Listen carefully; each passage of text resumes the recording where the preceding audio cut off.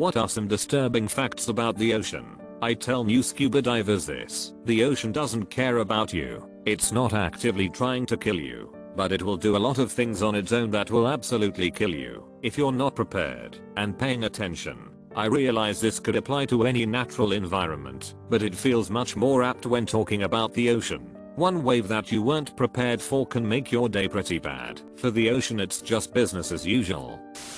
There are more planes in the ocean than submarines in the sky.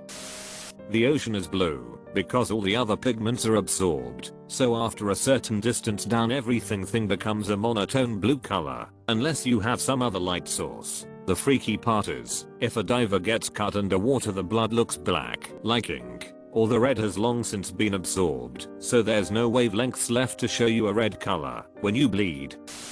Only 1% of its floor has been explored. It's pretty common knowledge by now, but most people don't understand how absolutely insane it really is. We know more about the surface of Mars than we do our ocean's floor. The oceans are being overfished and polluted at such a high rate that we very well may see a collapse of the ecosystem in a couple decades. The sonar we use for deep sea mapping really screws up a number of species, especially whales, dolphins and porpoises. Imagine walking around and a tornado alarm decibel level noise triggers right next to you. We do that every time we use that high-powered sonar, and it basically f's up their own sonar abilities, causing them to be unable to communicate and navigate. These sounds are now believed to be the strongest reason for the increase in the bleaching of ocean mammals. Whales, dolphins, etc. are desperately searching for a way to evade these noises. They swim to the more shallow depths in hopes of peace, only to become trapped. So sad. Most of the plastic pollution in the ocean is not from straws, shopping bags, or consumer items as most of us were led to believe. It's from fishing nets and fishing gear. Watched a documentary. What did they find at the deepest part of the known ocean? Deeper than even the Mariana Trench. A plastic bag. We humans suck. There are perfectly preserved shipwrecks from ancient Greece preserved at the bottom of the Black Sea. The water is so deep that it becomes anoxic, oxygen-free, which preserves organic materials like wood. Shipwrecks are cool, but I find the phenomenon a little disturbing, since there is probably no life down there. Ocean acidification. Increasing concentrations of atmospheric carbon dioxide lead to higher concentrations of dissolved CO2 in surface seawater. This results in ocean acidification, which may affect the growth of the photosynthetic phytoplankton that form the basis of marine food webs. So, total marine ecosystem collapse due to greenhouse emissions. The ocean produces more than half of the oxygen on Earth, so that doesn't bode well for us. When sea creatures die in the ocean and their bones sink to the deep ocean floor, zombie worms eat the bones. The skin secretes an acid dissolving the bones, digesting the remaining fat and protein left behind. The fact that scientists think we have discovered more of outer space than we have of the oceans just scares me, considering we don't even know how big our universe is.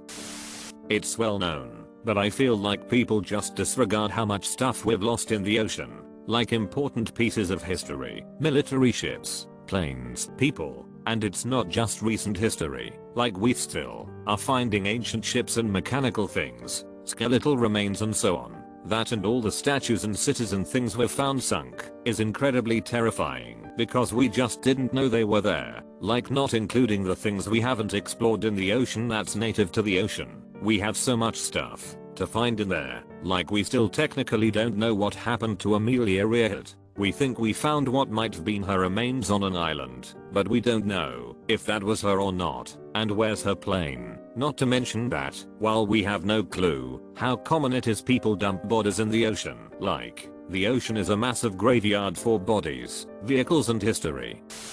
There are parts of the ocean which are dead, no oxygen in the water, which means nothing can survive. No fish, no plankton, nothing at all. They are spreading exponentially, whilst they are tiny now, and have been, at the rate of growth. They'll cause serious problems before the end of the century.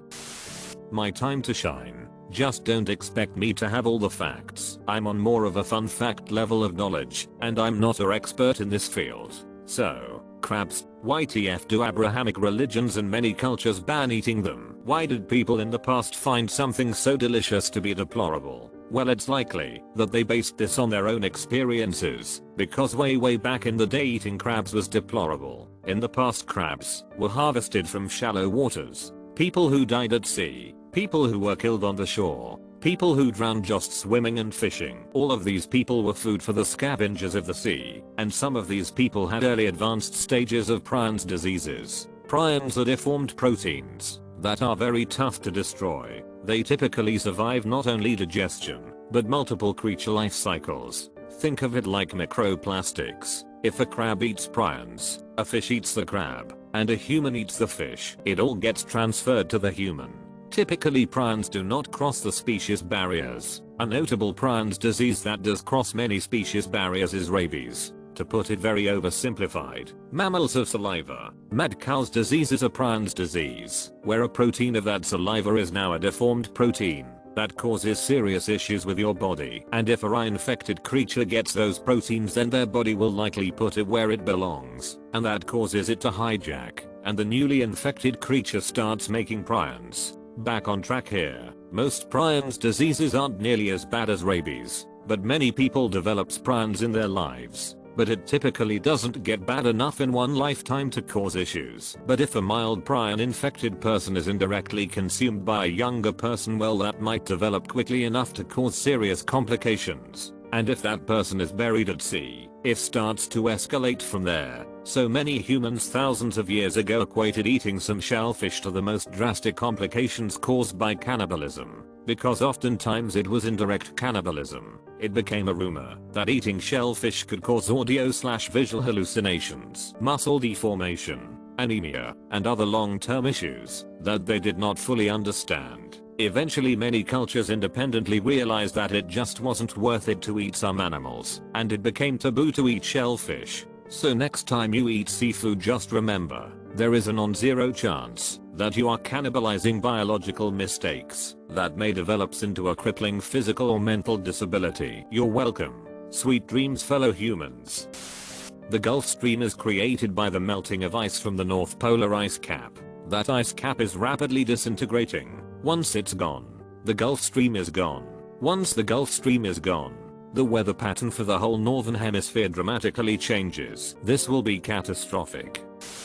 Every continental shelf has the potential to hold sites of mass graves or once populated villages, towns, and even cities. Pre-Younger Dryas, the Atlantic Ocean was mostly islands, according to Egyptian accounts of their prehistory. Then, due to a comet passing too closely to Earth, the ice age that had dominated huge sections of the globe was thawed insanely quickly. It caused the tectonic plates that join mid-Atlantic to buckle and deform, leaving what had been above water below water. This is the most likely place the story of Atlantis comes from. A mid-Atlantic maritime culture, based on what is now the Azores archipelago, but would have been many hundreds of islands given a lower sea level. Note, this is simply theory based off some old story. However, we can see evidence of this level of rapid sea level rise in other places less affected by this upheaval of tectonic plates, like for example off the Isle of Wight in the UK, where it is estimated between 8000 6000 BC the global sea level rose to cover the only recently discovered Stone Age settlements that lay under the English Channel. It leaves the daunting question unanswered: how many other settlements and civilizations once called what is now the ocean floor home? We know less about the depths of our ocean than we know about our solar system. Also, somewhere down there are living things capable of crushing an U-boat like a tin can. Happened during a deep sea exploration mission where they lowered a robotic U-boat down to IDK how many kilometers, when they suddenly felt an immense force pulling at the U-boat, nearly breaking the crane Knight was lowered with. When they pulled it up, it was severely deformed and had giant bite marks. To this day, nobody knows exactly what attacked the U-boat.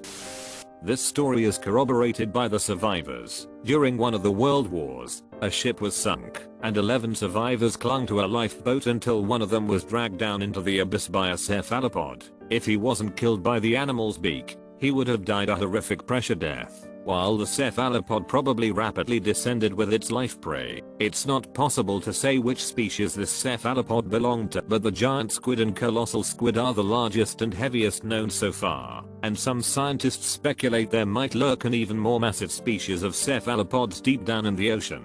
And whenever you sail by boat and look down into the deep blue darkness of the ocean, remember that the probability will never be 0 to be suddenly grabbed by one and dragged down into the total darkness, dying a horrible, horrible death.